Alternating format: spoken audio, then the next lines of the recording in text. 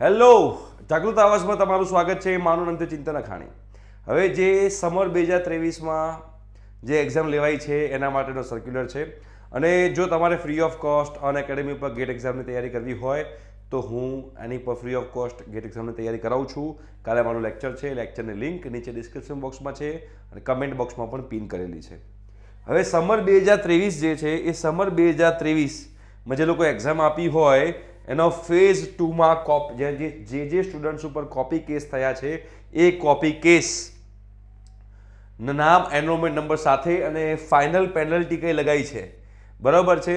અને students can રીએપિયર in winter 2023.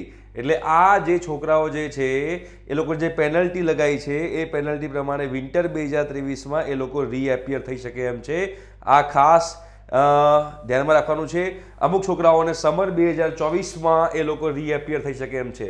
જેટલા પણ સ્ટુડન્ટ્સ છે, ડિપ્લોમા એન્જિનિયરિંગવાળા હોય, ડિગ્રી એન્જિનિયરિંગવાળા હોય, ફાર્મસીવાળા હોય, તમામ સ્ટુડન્ટ્સનું આ સર્ક્યુલર છે.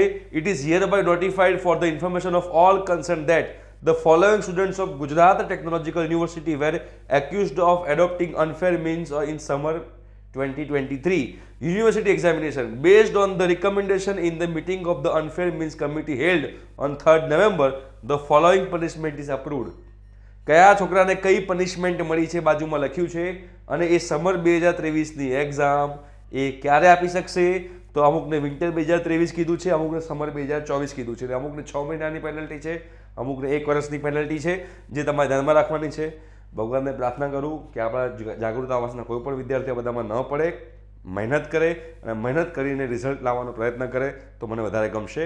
પણ આ વસ્તુ ધ્યાનમાં રાખજો અને જે લોકો કોપી કેસમાં નથી પકડાયા એ આગળ પણ ન જ પકડાય અને કરે જ નહીં એવી મારી તમને રિક્વેસ્ટ છે. Okay, thank you so much, by.